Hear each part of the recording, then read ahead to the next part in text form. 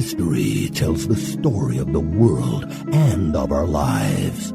Sometimes that history goes bump in the night.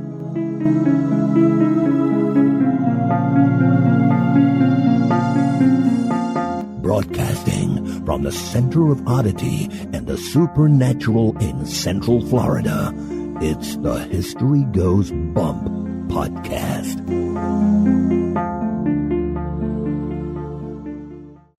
Hello, you spooktacular people. Welcome to this 106th episode of the History Goes Bump podcast. Ghost tours for the theater of the mind. I am your host, Diane. And this is Denise. You sound a little under the weather. I've been battling a little bit of some sort of something. I see you brought that back with you. Don't give it to me.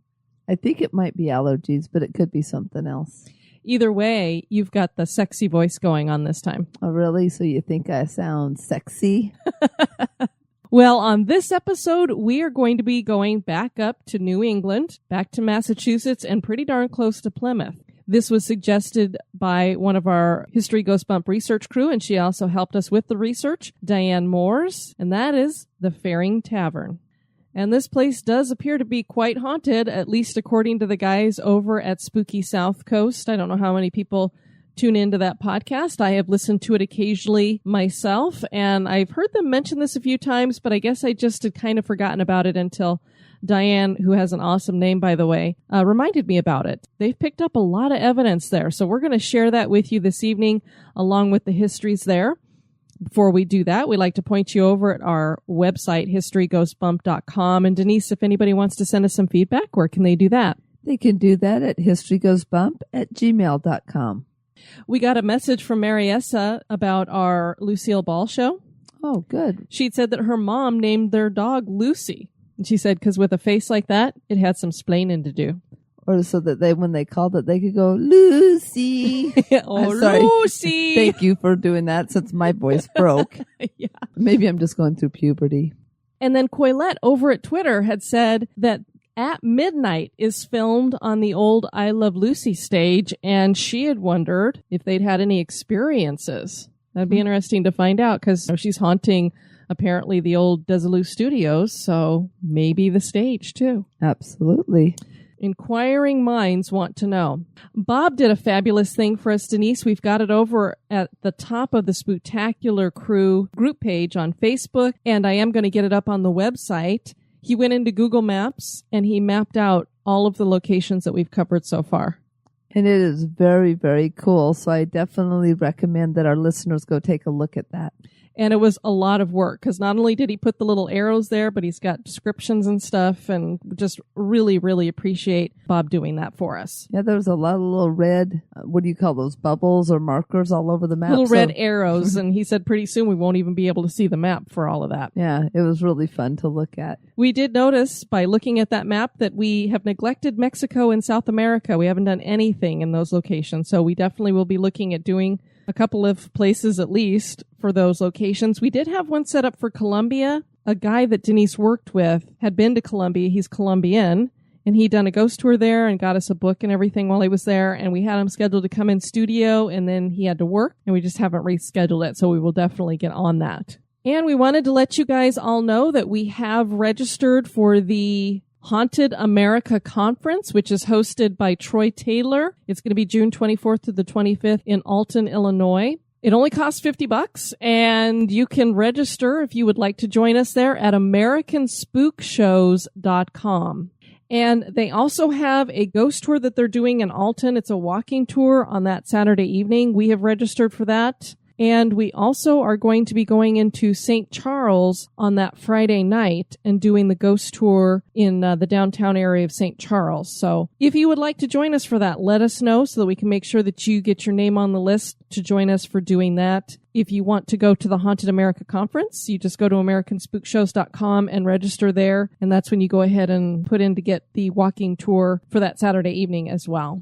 Yes, and so far it looks like we may have 3 or more listeners joining up to date. Register, everyone, because we want to meet you.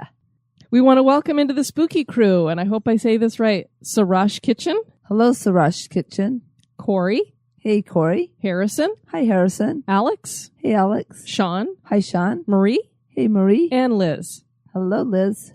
Denise, are you ready to go back up to New England and have a wicked good time? I certainly am.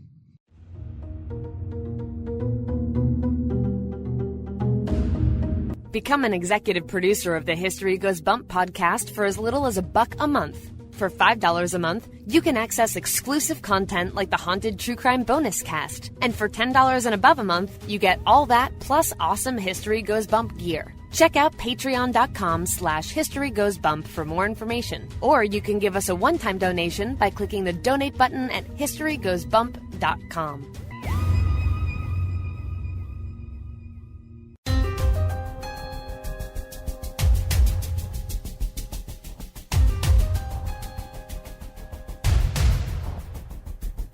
History is full of oddities, curiosities, mysteries, and the truly bizarre. Welcome to this moment in Oddity.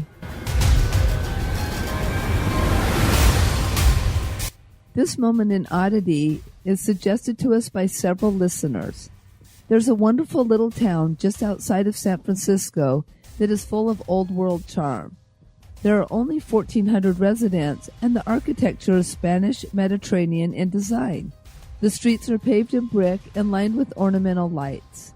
The town is Colma, and it's a wonderful little city with a small municipal government. It's even caught the attention of the New York Times that described Colma as more necropolis than metropolis. Wait, what?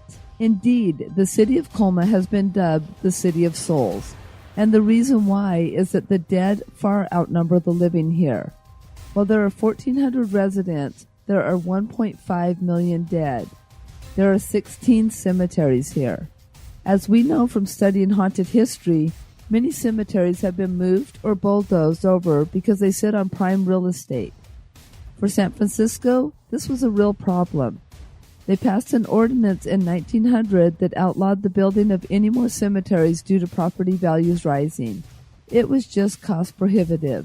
San Francisco went further in 1912 by evicting all the dead and closing down the cemeteries. Colma was originally known as Lawndale, and it was incorporated in 1924 as a necropolis.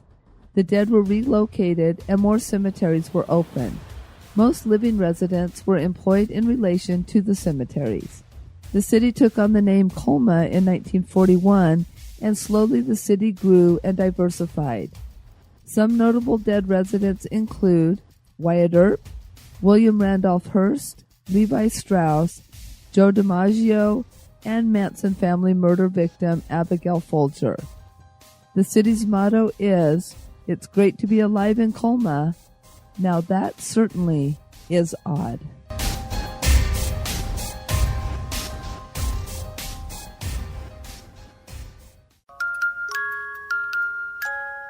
Are you afraid of the dark? That's just silly. What you should be afraid of is the thing that watches you sleep.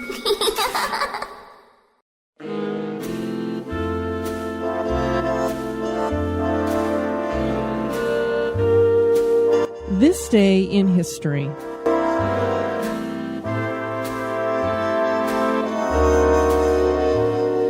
On this day, February 19th, in 1847, rescuers reached the stranded Donner Party.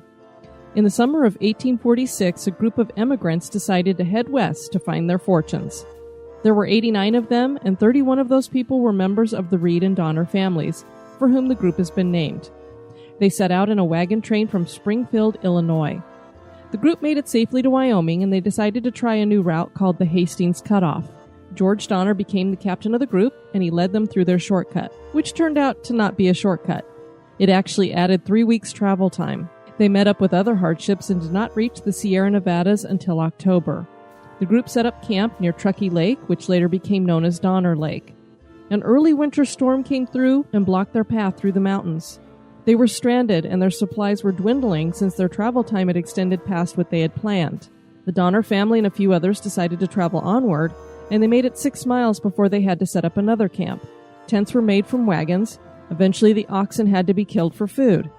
In December, a group decided to go for help. 15 of them set out for Sutter's Fort near San Francisco. The expedition was plagued with problems, and several members finally resorted to cannibalism to survive, as did the emigrants still back at camp. Only 7 survivors managed to reach a Native American village. The news reached Sutter's Fort, and they sent a rescue party. They reached the group at Truckee Lake on February 19th. The return trip was rough and took until April. Of the 89 immigrants who originally set out with the Donner Party, only 45 made it to California.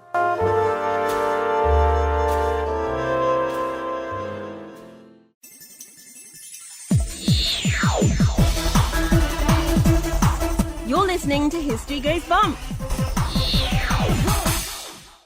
The Fearing Tavern is located in the Massachusetts coastal town of Wareham, in the southeastern portion of the state. The town is bordered by Buzzards Bay and Cape Cod Bay and is considered the gateway to Cape Cod. The fact that the town was situated near rivers and coastline made it prime real estate for European settlement. The area is rich in colonial history, and the tavern itself dates back hundreds of years. The tavern is considered by paranormal investigators to be one of the most haunted locations on the South Coast. Join us as we explore the history and hauntings of the Fearing Tavern. In 1678, the first Europeans began to settle the area that would later become the town of Wareham. This was on the heels of King Philip's War that we discussed in our Plymouth episode. That was an armed conflict between the Native Americans and English colonists, and if people will recall, King Philip was not actually the king of England. It was the Native American chief who had taken on the name King Philip so that he would sound more European. And I believe, Denise, the way that went is that his father had been friends with the colonists at that time, and they'd worked to help each other, and some bad blood ended up happening, and things got changed up when it came time for King Philip to be in charge. That's how I remember it as well. So we encourage you guys to check out our Plymouth episode where we were more detailed about that and a lot of the stuff that was going on in Plymouth at that time. Wareham was incorporated in 1739. It was named for the European town of Wareham. And a little fun fact is that Wareham is home to the Tremont Nail Factory, which is the oldest nail manufacturer in the United States. You hit that one right on the head, Diane. Denise. I think you've been having too much Benadryl. Before Wareham was an official town, a man named Isaac Bump, who ran the local grist mill, moved to the area and built the original structure that would become the future Fearing Tavern. The year was 1693. The home had 4 rooms, and plans for incorporating the city of Wareham were conducted here. In 1747, Israel Fearing purchased the house and made plans to expand the property. His son Benjamin took ownership and built the white clapboard Georgian colonial-style house that still stands today. The property remained in the hands of the Fearing family for 200 years. It was in 1765 that the home opened as a tavern. In the 1820s, Benjamin's son added a new bedroom and kitchen to the house. We do have a couple of pictures in the show notes that Dianne Moores shared with us, and it gives you a good feel for it. What's unique about the tavern is that the white clapboard is only on part of the house. And then, so it's like the other part of the house has this brown shingle look to it. So it's just interesting. I don't know why they didn't make the whole thing white clapboard. I don't know if there was a particular reason for that or not. I didn't read anywhere about that. And then I read a little tongue-in-cheek. Think that it was written by one of the guys over at Spooky SouthCoast, but they made the observation, for people who haven't seen how the name Fearing Tavern is spelled, it actually looks like Fearing. So it's Fearing. And the man who originally built the first structure's last name was Bump. So it kind of goes with Fearing, Bump, Hauntings. Ha ha ha. Kind of go together. And that family name Bump sometimes comes up as Bumpus as well, if you do any genealogical searches on that. The Fearing family was rumored to have had loyal ties to England during the 1700s, but conflicting local information states that members of the family were patriots during the American Revolution.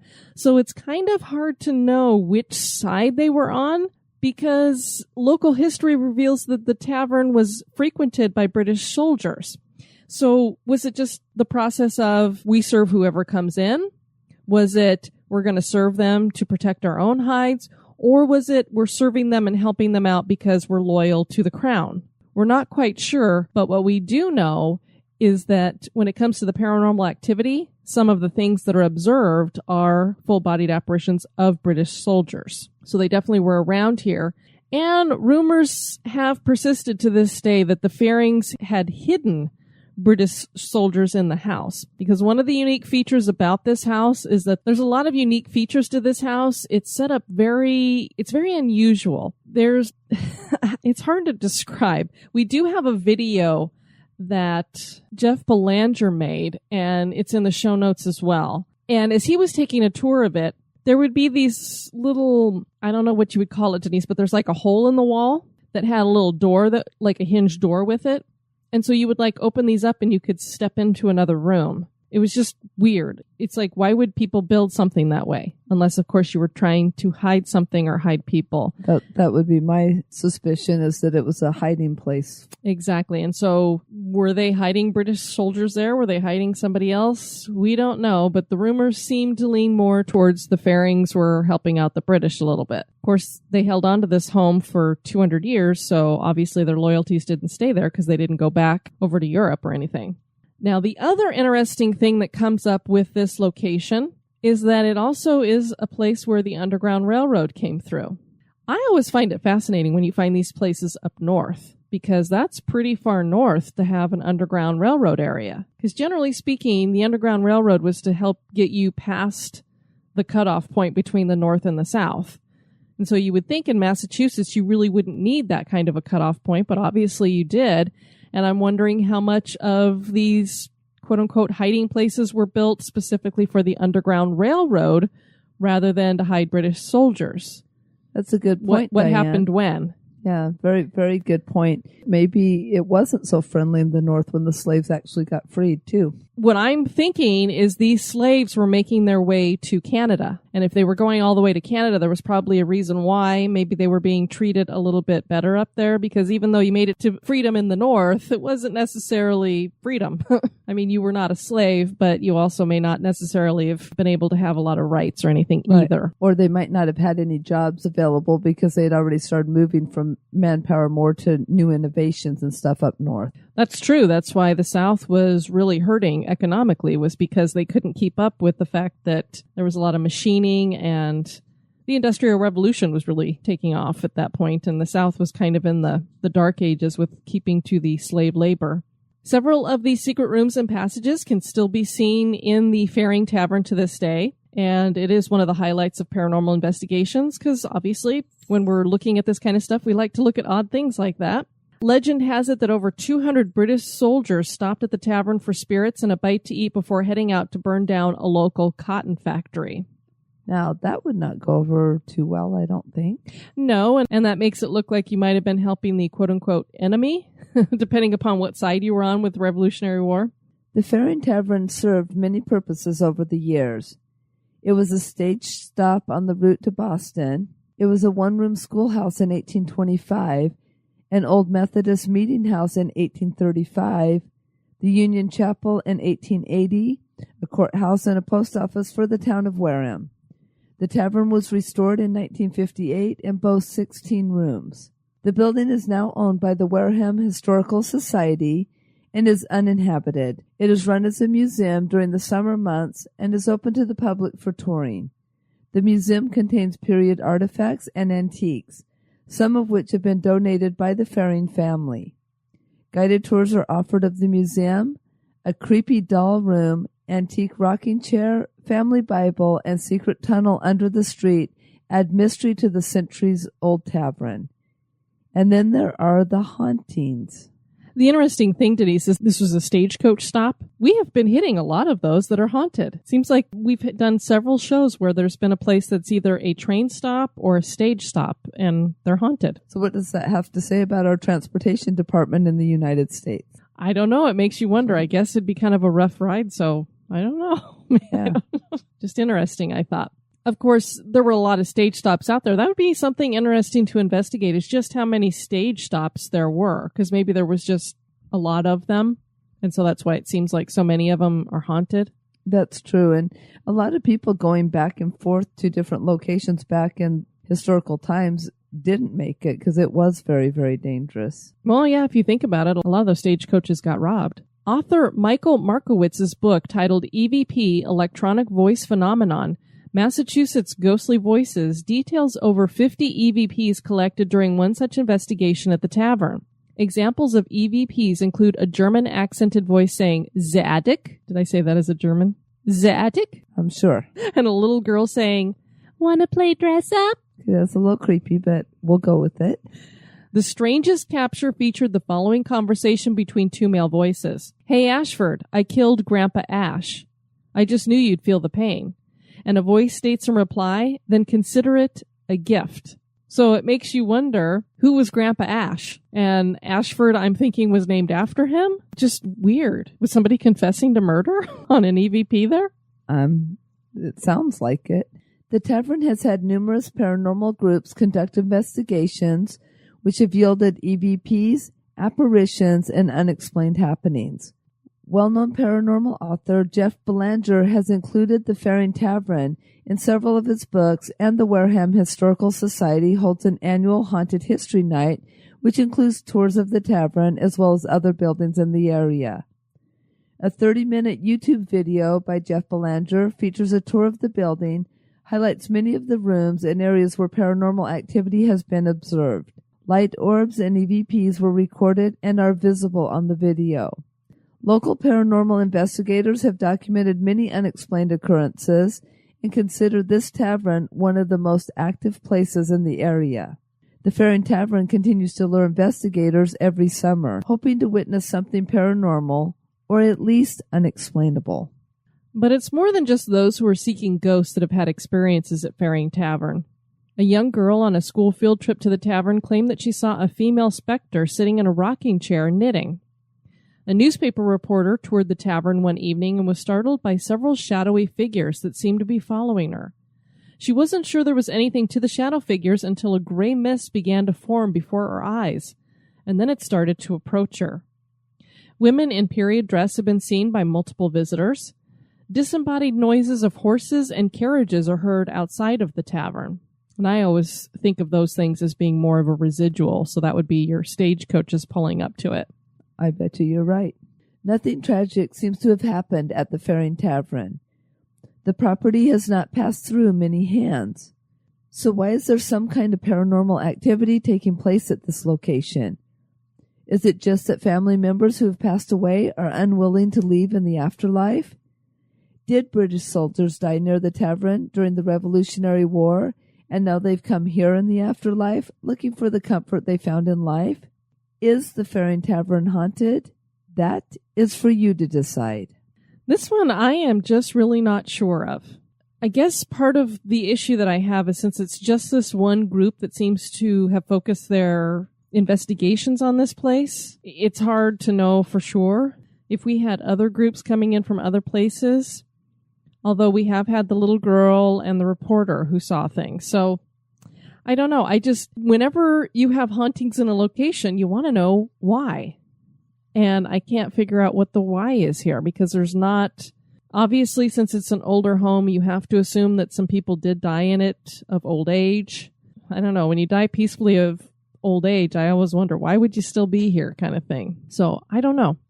It's hard to know with this one. It is a very cool looking colonial building and it dates back hundreds of years. So that's very cool for us because in America, we don't have a lot of old buildings. And you do have to pretty much go to the East Coast if you want to get to something that's 200 plus years old. And so it would definitely be a cool thing to check out. I wish we had known about it before we were up there so we could have gone to have a look at it. I know, that would have been super cool.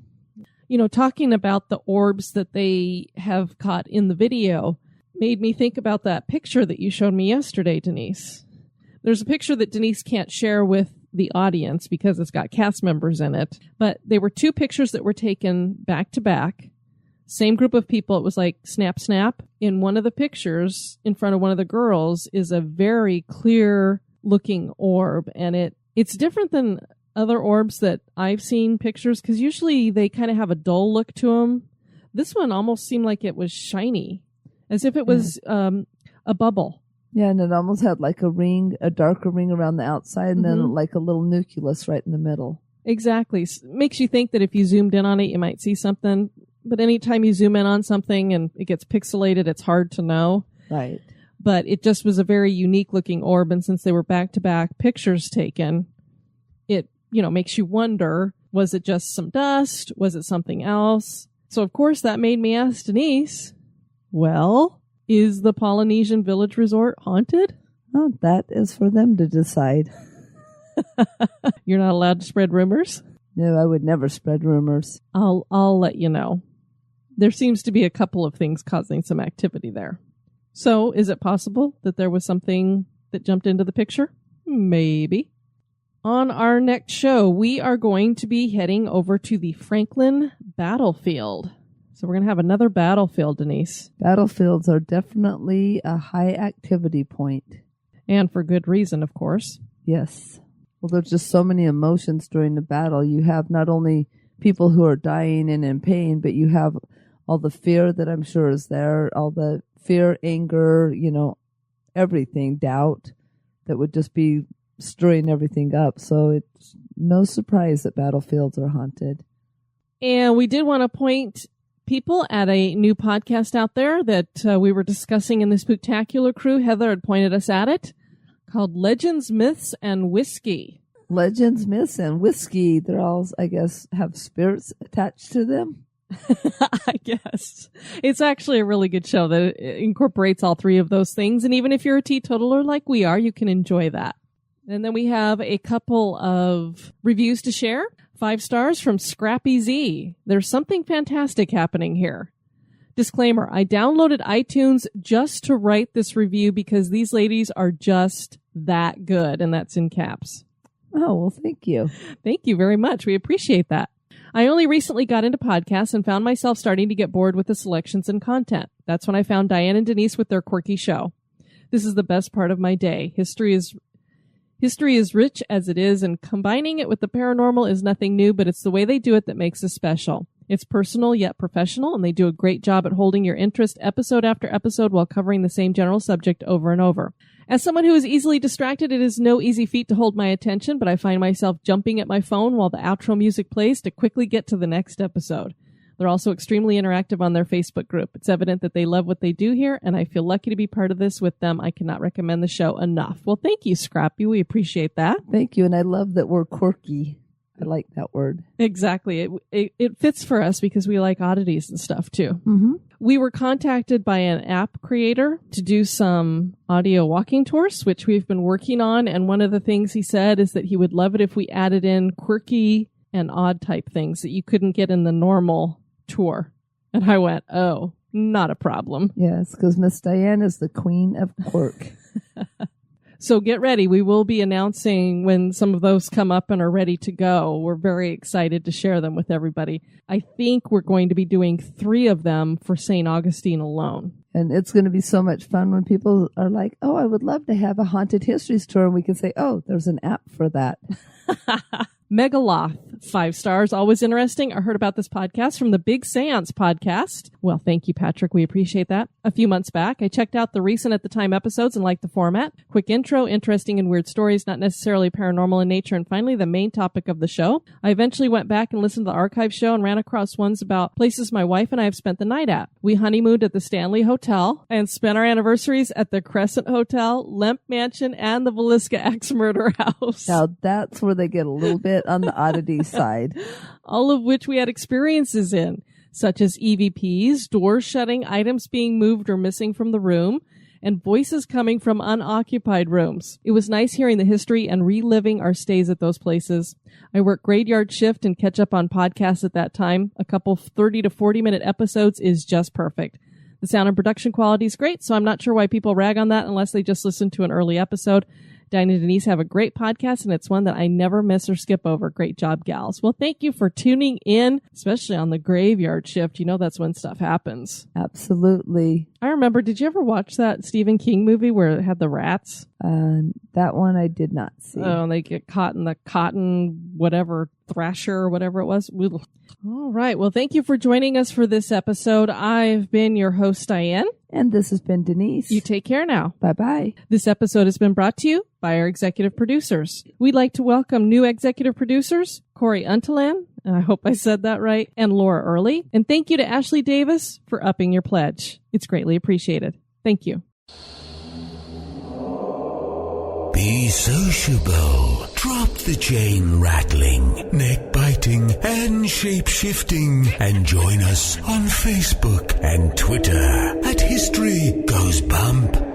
Like the page and follow us. Societies rise and societies fall. When the time comes, one society steps forward to build a better future.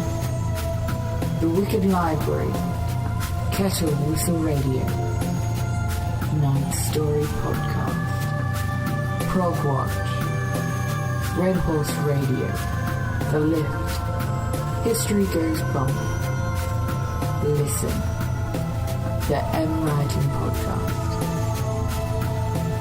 Society 13, Rebuilding Society, one podcast at a time.